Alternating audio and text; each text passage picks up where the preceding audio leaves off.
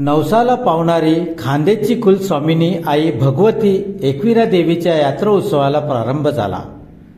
पांझरा नदीच्या काठावरील आई एकविरा देवीच्या मंदिराच्या परिसरात हा रथोत्सव यात्रा उत्सव सुरू झालेला आहे। यात्रा उत्सवाच्या पहिल्या दिवशी 1100 जावळ देण्याचा धार्मिक कार्यक्रम पार पडला। चैत्र शुद्ध पौर्णिमेच्या दिवशी खांदेची कुलस्वामिनी आई भगवती एकविरा देवीचा रथोत्सव साजरा करण्यात आला।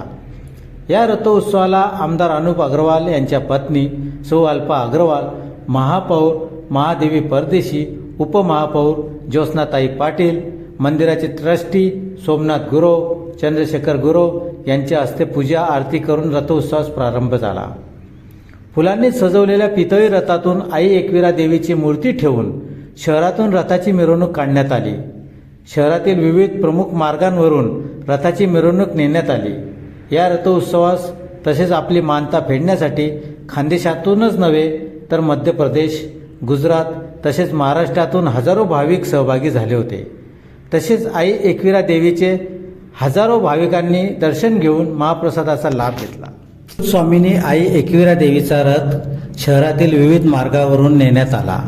जुने धुळे, गली नंबर 6, महात्मा गांधी पुतळा, आग्रा रोड, पाच कंदील चौक या मार्गाने रात्री उशिरापर्यंत पुन्हा एकविरा देवीच्या मंदिरात रथ नेण्यात आला।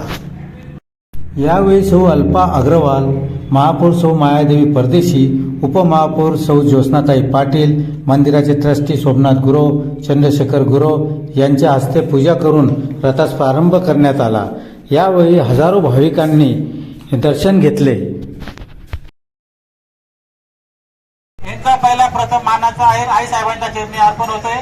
गोलंबे शरणागत दीनार्थो परित्राण परायणे सर्वस्या हरिते देवी नारायणी नमोस्तुते। पंचार्थित्री लावा लावा।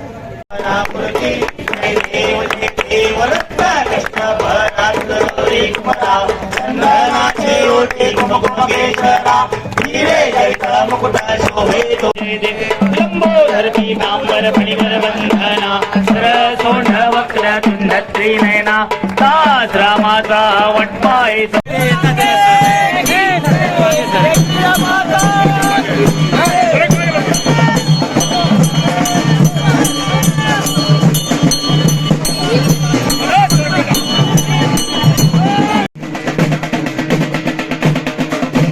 या रथोत्सवात रथाला मोगरी लावण्याचे कसब पणाला लागते। रथाला मोगरी लावणाऱ्या भक्तांवर मोठी जबाबदारी असते। यावेळी थोडीशी जरी चूक झाली तर जीवावर बेतू शकते, मोठी दुर्घटना घडू शकते।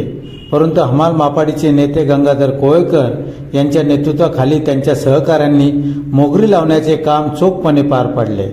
या मंडळाला अनेक वर्षापासून रथाला मोगरी लावण्याचे कसब दाखवण्याची संधी मिळत आहे। यंदा याच भक्तांनी मोगरी लावण्याची आपली जबाबदारी चोखपणे पार पाडली। सर्वत्र चोख पोलीस बंदोबस्त ठेवण्यात आला होता।